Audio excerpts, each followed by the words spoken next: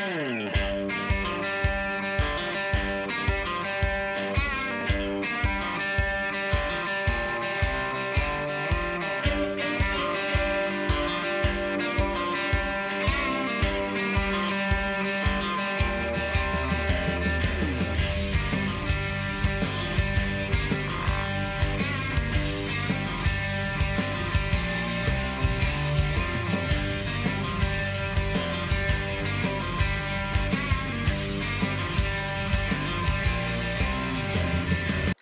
this video, I'm going to show you how to attract a mature buck to your property.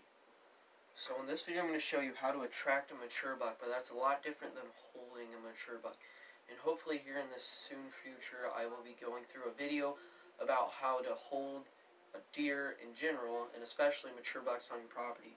And so attracting a mature buck or deer in general is a lot different than holding a mature bucks or deer on your property. So we're going to start with the bottom up, and so number 5, feeders. Feeders are really good for your property if they're legal in your state.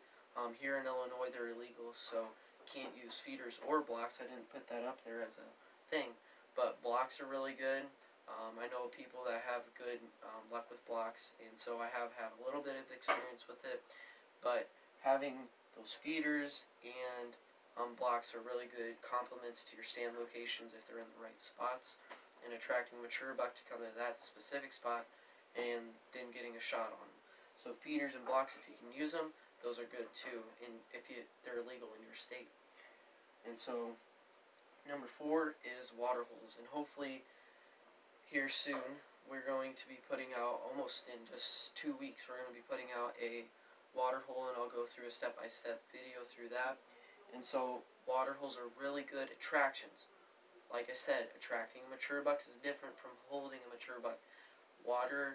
Just a water hole in general will not hold a mature buck on your property. It's a good attraction for a stand location, but it's not going to keep him there on your property. It's just defining where he's going, defining the movement. And so water holes are really good if you're going to do that, and you'll especially see once deer and especially bucks start hitting those water holes, you know, when the pre-rut's on, because that's when they start chasing does, and that's when everything starts to just heat up, and you'll see a lot more deer activity, and especially at those water holes. That's a great place to shoot your mature buck that you've been watching all season, or the seasons prior, and that's a great place to go shoot them at. And so we're going to be putting, like I said, a water hole out here soon, and I can't wait to see how that attracts a mature buck there. And so I'm going to be putting a camera on it, and I'm going to be putting a mock scrape. So a good tie-in to my third is mock scrapes, define the movement. So mock scrapes will attract a mature buck to a defined spot where you want him to go. If you put a licking branch out in a middle, right in the middle of their travel corridor, their natural travel corridor, not what you made, but what the deer have made, and put it right smack in the middle, so that way they have to go around, or they have to use it to just be right next to it. They can't walk right past it. So that's a great attraction. That's a great place to shoot a mature buck. I had a really nice buck on in the summer, actually. He came into that mock scrape, and so that was really cool, and those are really good attractions. I saw 3 really nice bucks out of that, or 2 bucks out of that stand location that one sit that I had in the pre-rut, and so that was really cool. And so mock scrapes are really good. Like I said, define movement. You know exactly if a deer is walking on that trail and you have heard him, you see him, make sure that your bow's ready to hit that. If you have one of those sites where you have to adjust the yardage, put it right on that mock scrape, because that's where a buck is. If he's walking down that path, he's going to go to hit that mock scrape, and you know he's going to do it. That's where I've had a lot of good use, is right there on that mock scrape, that licking branch. And so deer don't usually paw at the ground at it, only during the rut a couple times, but I saw a couple deer tracks in it, but mainly they're just using their preorbital gland scent right here by their nose, and they're putting that on the licking branch. So that's really cool to see them on trail camera. I actually got a video, and I think I actually posted it or uploaded it on YouTube, and it was a really nice buck using that licking branch. So those are really good attractions. And then number 2 is thick thermal cover. Now this will hold deer and attract deer. Right now, we do not have any cover. I'm in the process of getting trees and making sure they have thick thermal cover, especially for right now in the late season. And we're actually getting more into spring, but especially 2 months ago, they really needed that thermal cover and they didn't have it. And that's why they weren't here. They didn't have that thermal cover and something else, which I'm going to show you in just a minute. They did not have the thermal cover, so that's why they are not here. They don't feel protected. They feel like coyote can just see right at them. Predators of any kind. Wind will get to them. That's just horrible for your deer hunting property in the late season. And so when the leaves are still on the trees, and especially in November, they're still going to be on your property like they were on mine. But when December hit, the deer were gone. I still haven't seen a deer on trail camera since then. So once the spring comes up, and that's because I haven't had enough time to put in all those trees for thermal cover, and plus it takes them a long time to grow too. But I'm getting one of the fastest growing thermal trees out there this season, and going to be planting those around the food plots and just for cover in general. So we should have a lot better of a late season hunt this season, and so that'd be really cool to see how much that helps the late season, and I know it will. So thick thermal cover, switchgrass, conifer trees in general. Those 2 things, even those combos, are really good bedding areas. You have to have really good bedding areas too, and that kind of ties into bedding area cover. And so, number 1 attraction for a mature buck, and that is food sources, food plots in general. Mainly food plots are what is going to attract mature bucks.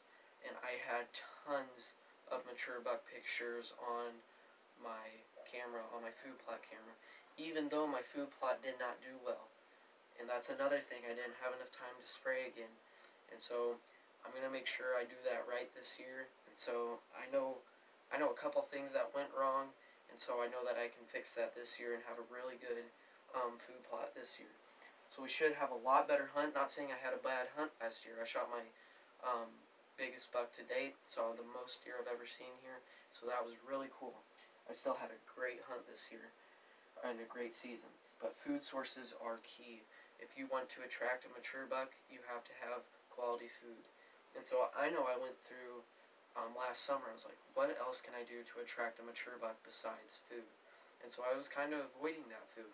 But when I put that food out there, I could not believe how much more mature bucks and does and fawns in general came into that food plot. And I had the most pictures on that one single camera than any of my other cameras.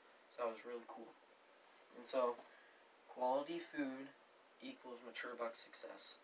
And so if you do not have quality food like I had in the late season, if you only have those early season perennials or annuals, those seeds will not last during the winter. And so I've actually got some winter annuals here too that I ordered just a couple of weeks ago. So that way, without a shadow of a doubt, we're going to have winter food. And so that's what I really need on this property, because there's not very much cover. We're going to work on the cover this year and putting in a lot of switchgrass, a lot of trees. And so I'm going to be telling you a little bit more about those trees in a future video.